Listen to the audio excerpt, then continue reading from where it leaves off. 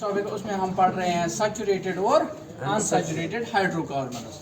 Repeat करूंगा, saturated और unsaturated hydrocarbon. पहले मैंने हाइड्रोकार्बन्स कौन से कंपाउंड्स होते हैं जिनमें कार्बन और हाइड्रोजन एटम्स जो कंपाउंड्स बनते हैं उन कंपाउंड्स को कहते हैं हम हाइड्रोकार्बन। इसमें हम पढ़ेंगे सैचुरेटेड क्या होते हैं और अनसैचुरेटेड क्या होते हैं।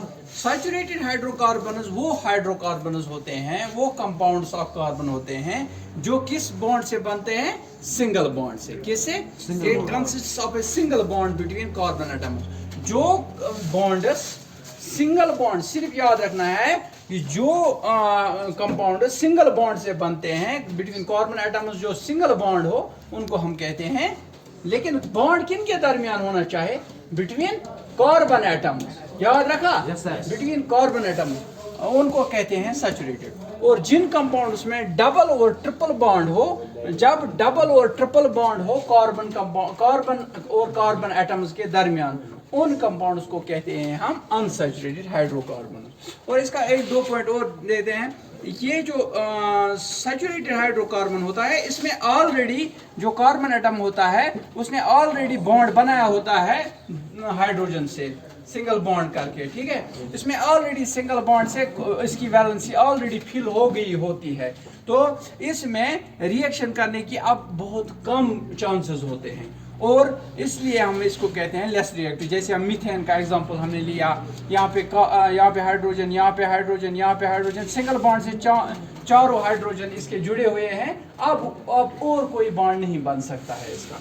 तो जो ये अनसैचुरेटेड है इसमें चांसेस होते हैं, क्योंकि अगर ये बॉन्ड हम तोड़ दें, ये डबल बॉन्ड, तो इसमें और हाइड्रोजन जुड़ सकता है, और हाइड्रोजन भी जुड़ सकते हैं, क्योंकि इसकी वैलेंसी अगर यहाँ पे सिंगल बॉन्ड करेंगे तो इसकी वैलेंसी एक कम हो जाएगी, उसमें हम हाइड्रोजन एक को जोड़ सकते हैं। ठीक है, तो यहाँ पे रिएक्शन होने के चांसेस ज़्यादा हैं, यहाँ पे रिएक्शन होने के चांसेस कम है।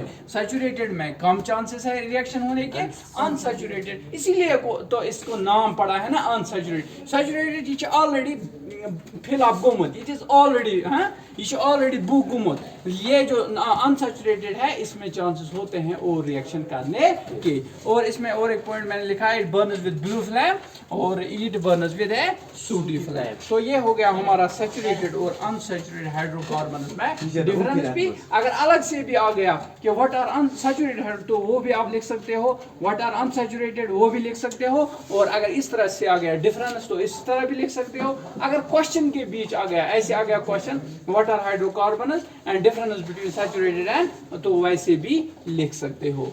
ओके।